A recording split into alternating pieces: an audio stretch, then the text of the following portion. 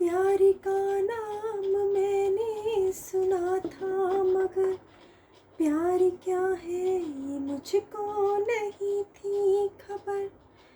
मैं तो उलझा रहा उलझनों की तरह, दोस्तों में रहा दुश्मनों की तरह।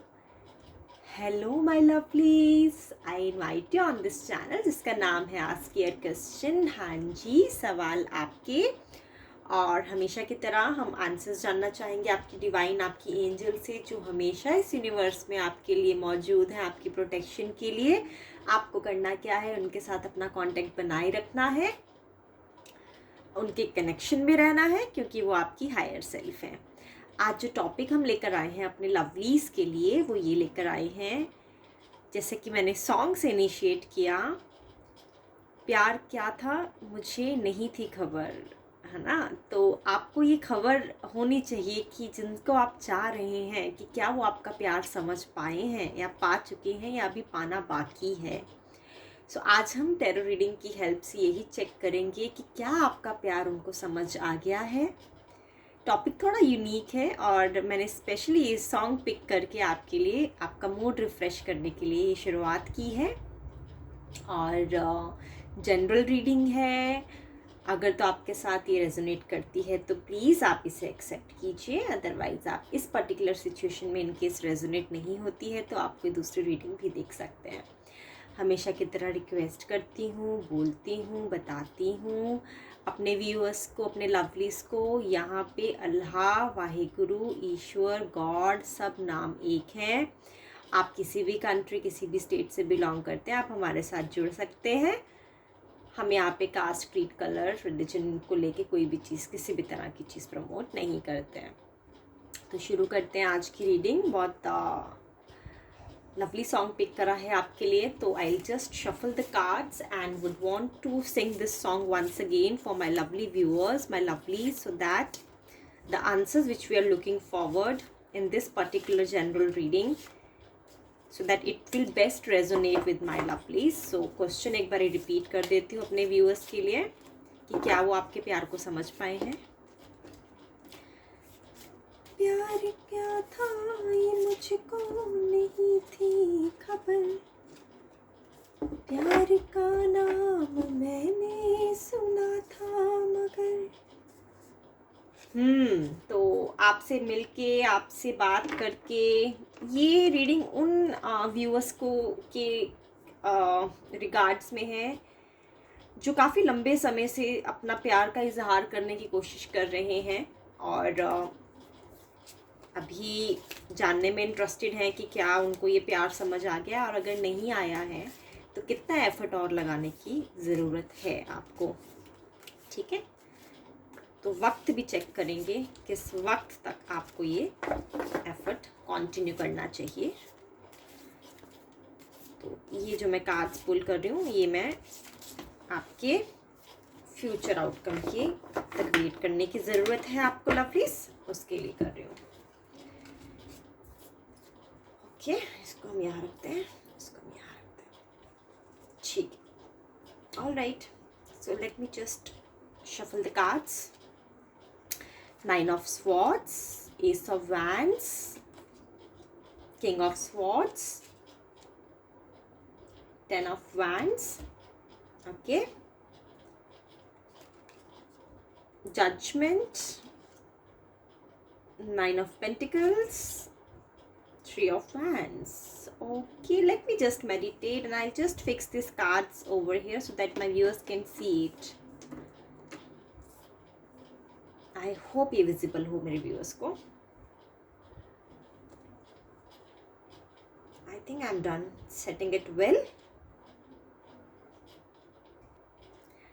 लवलीज, आपके लिए ये रिश्ते में रह पाना इतना स्ट्रगलिंग लग रहा है, ऐसा लग रहा है बहुत कुछ आपने इस रिलेशनशिप से सीखा है। आपके पार्टनर से रिश्ता बनाए रखने की होप में, विश में आपने बहुत सारी चीज़ों को लर्न किया है।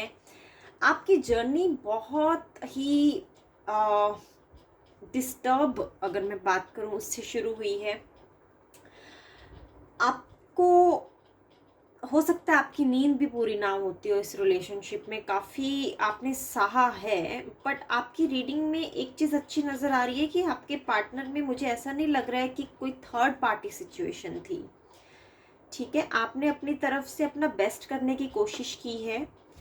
आप जब इस रिश्ते में आए थे तो आपको लगा था कि ये जो रिश्ता है आपके लिए एक अपॉर्चुनिटी की तरह है, एक नई विश फुलफिलमेंट। आपको लगा कि ये रिश्ते में आपकी विश फुलफिल होने वाली है और उस वजह से आप अचानक से, ये अनएक्सपेक्टेड पर्सन है, मतलब ऐसा नहीं है, ऐसा नज़र नहीं आ रहा है कि आप इन पर्सन के साथ कहीं जॉब करते हैं या फिर आपकी स्टडी साथ में हुई है या आपके पड़ोस में कोई रहता है। ये पर्सन आपकी जान पहचान के नहीं है, या तो आपको सोशल मीडिया के थ्रू मिले होंगे या अचानक से किसी फ्रेंड्स के थ्रू आपकी मीटिंग हुई है।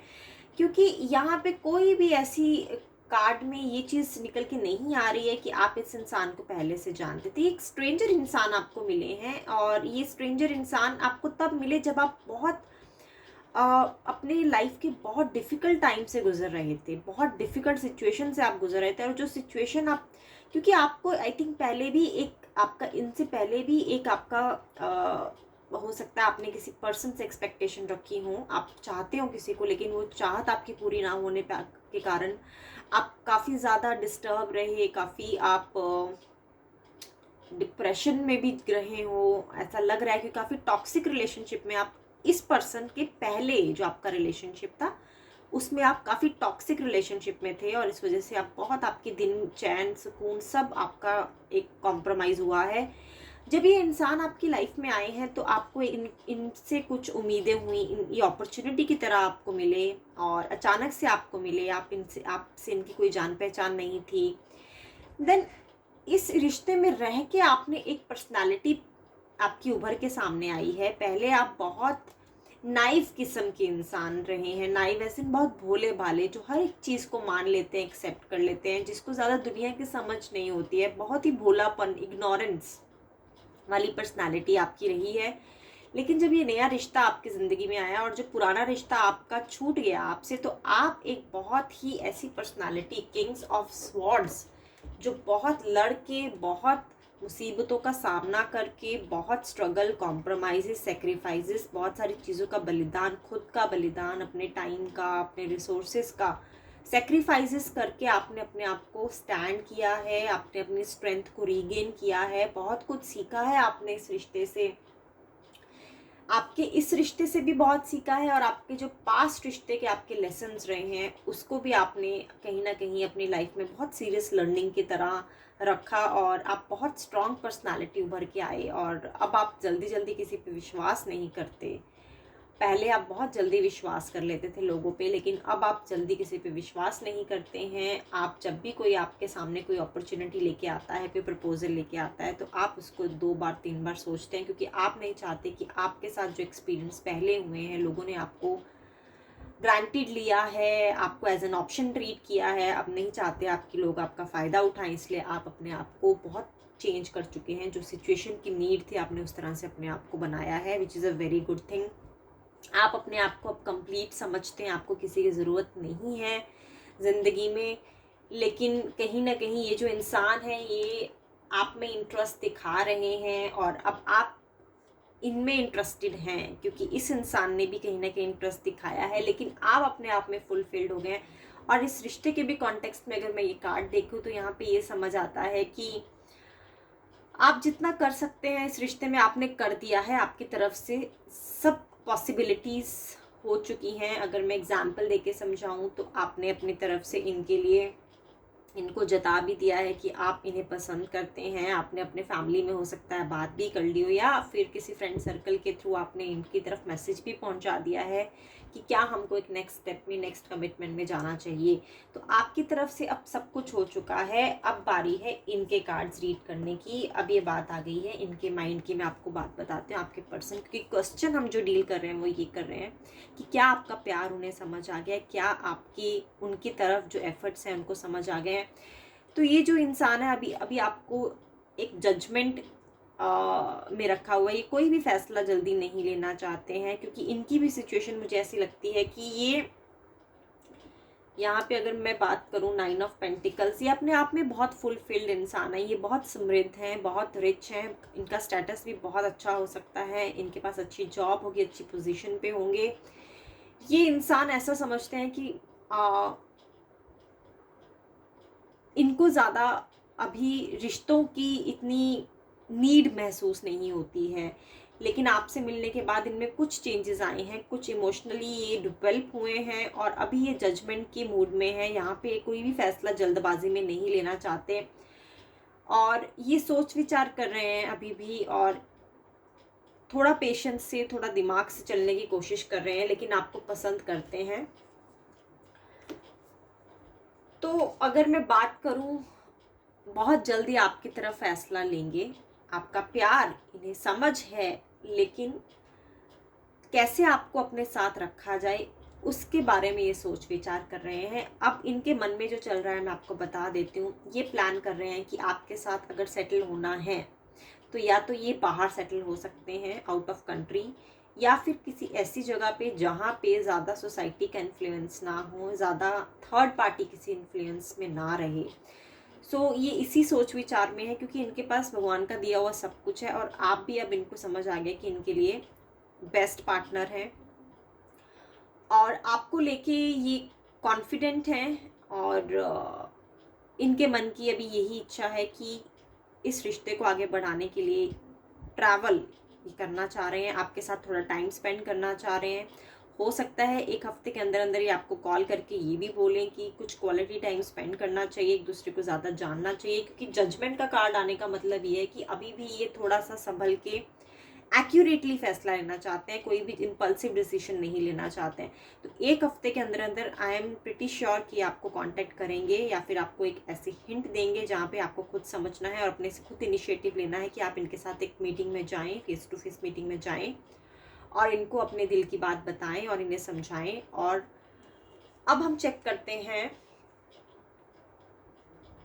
कि प्यार तो इनको बखूबी समझ आ चुका है आपका, लेकिन एक्शन लेते हुए कब तक नजर आ रहे हैं। चलिए चेक करते हैं कार्ड। ओके,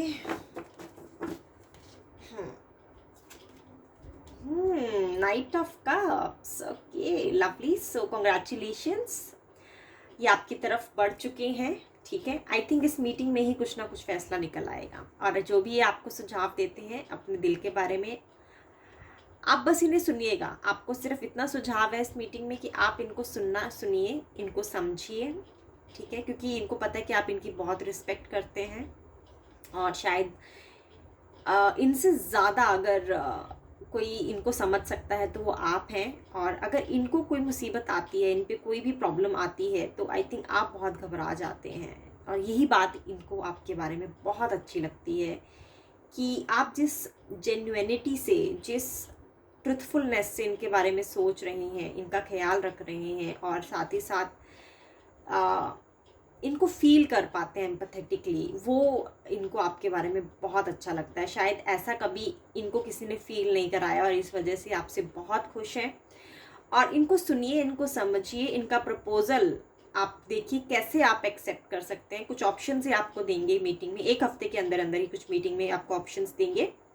आप दोनों मिल के बैठ के डिसाइड करिए कि आगे कैसे बढ़ना है, आपको अपने रिश्ते को आगे नेक्स्ट स्टेप पे कैसे लेके जाना है। तो लवलीज, ये थी आपकी रीडिंग। आई होप आपके साथ रेजोनेट करे और wish you good luck. I wish आपके पर्सन, आप जिस तरह से आपकी विश फुलफिलमेंट है उस तरह से ही आपका रिलेशनशिप हमेशा सक्सेसफुल बना रहे। Thank you so much for joining. कल मैं फिर मिलती हूँ एक नए टॉपिक के साथ। तब तक be safe and take care.